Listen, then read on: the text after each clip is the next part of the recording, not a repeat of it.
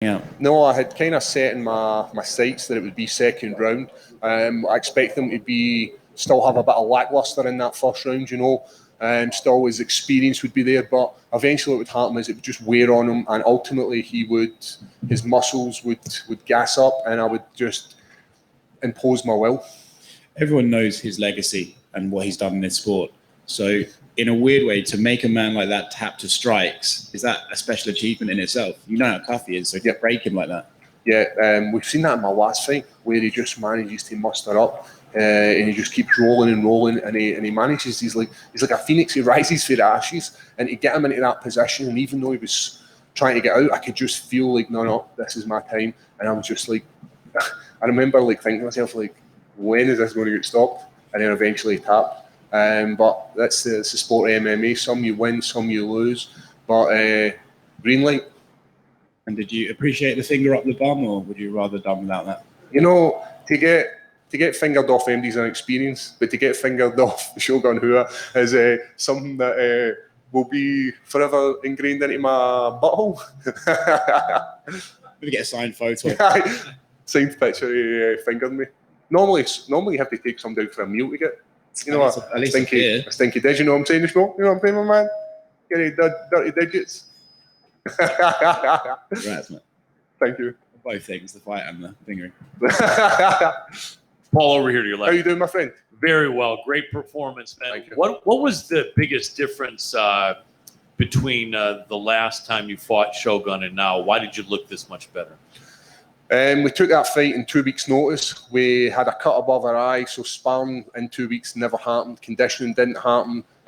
We enjoyed too much of the old Scottish ale, too much Scottish whiskey after our last fight camp, and then we took that in 2 weeks' notice. But I'm not putting that down to saying that like I wasn't in shape, because I clearly was. I just didn't have the gas tank that I would normally have. So moving on in a year, I levelled up in the worlds of conditioning, cardiovascular output, skill set levelled up. Whereas a year in Shogun's life, he just gets a little bit older and he loses what makes him him. And the longer we go on in this sport, the more and more he loses of being that Shogun Rua, the legend with the knockout power. Now I was happy to take some of these shots. Like I was willing him to come on, and I could hear my corner banging and telling me to get my hands up, because he's still Shogun Rua, and he still has that one-punch knockout power.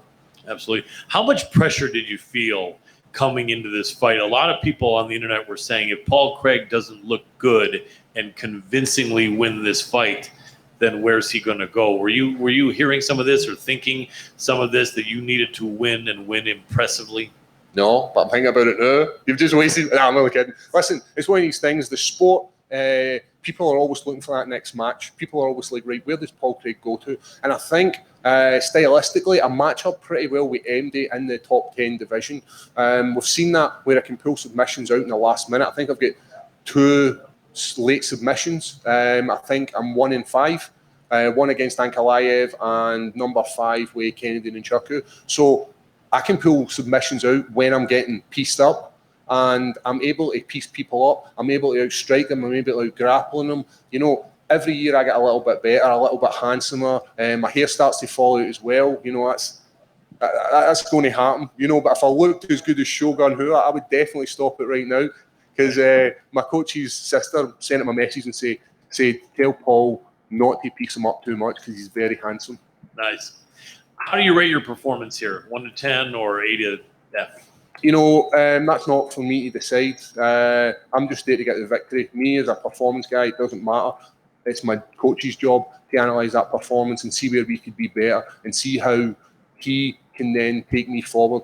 I'm just a fighter. He's the brains behind this. But I will tell you this.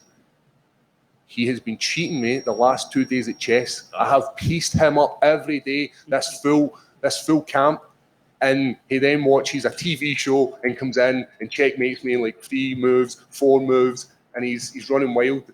So any people out there that get chess skills, give me some advice. Absolutely. Last question.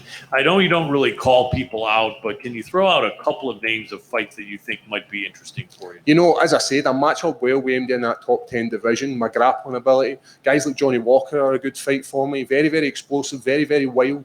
But I feel stylistically, he makes mistakes, and I can capitalise on that. Not only that, we've got Misha Cirkunov as well, who's a grappler, and I think that'd be quite an interesting fight.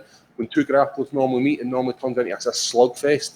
And then we've got guys like Glover Teixeira, you know, took out Shogun Rua. Could we get another legend out this game? You're looking like you're on your way to becoming one. Congratulations. Thank you very much. Paul, right here. What did you say to Shogun after the referee stopped the fight? You know, I thanked him because ultimately I don't get to pick this fight, and the matchmakers have some influence, but ultimately Shogun Rua decides who he fights. He is the legend, and he says, "Yep, I'll take this fight." And in his head, he must have felt after that first camp that he was like, "Right, I can win this."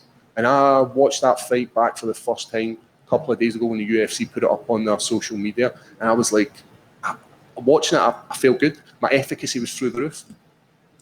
Have you ever made an opponent tap to strikes in your career? I know you submitted guys, but like Shogun quit. No, to strikes. I know. It sounds really horrible when you say that. Shogun quit. When you've got a guy who's 100 kilograms lying on top of you, digging his crotch into your back after you've just fingered him, sometimes you just need to tap. Paul, congrats on the victory. Just one question. Yesterday, you were really intense as usual with the stare downs. You put on the war paint. What did you see in the legend Shogun's eyes when you're staring him down? You know, every time I put on that war paint and I go into their personal space, I see fear. You know, when the English stood against the Scots at Bannockburn, when they done the same at Stirling Bridge, they shat it. And I seen that in him, and that's why he put his hands up to stop me from coming into his personal space, because he didn't want to feel my presence in there. Braveheart, top 5 all-time movie. Yes, beautiful. Now, here's the thing. I don't think you might know this, but the battle at the end of it, that's not how it happened. It was never ever fought on a field. What we done is, being Scottish, we're a wee bit snidey. What we done is we let them cross a bridge, dismantled the bridge, slaughtered half of them, slaughtered the rest of them to the other side. Well, we're sneaky. We're sneaky wee suckers. Thank you. I like the fist. You like, yes. Paul, anyone else from Scotland training with you that we should look out for? Yeah, you know, I've got my team there. I've got guys like Jordan Strong, who is making his pro debut. We've got guys like Michael Blair. There are lightweights. There's middleweights there as well. You know, there's some powerful guys coming out of Scotland all over the country. MMA in Scotland and UK and Europe has seen this massive rise, and it's great to see, and to be at the forefront of that, and to be one of the only Scottish fighters in here doing as well as I'm doing, it makes me proud to represent my country. Absolutely. One of the guys at your gym, John McElroy, has spoken well of you every year after year. I wanted to let you know that. Yeah, he's a good guy, man, and I enjoy tapping him. He makes these lovely noises when you tap him. I'll tell him that. We call it a gymgasm. Absolutely. Thanks.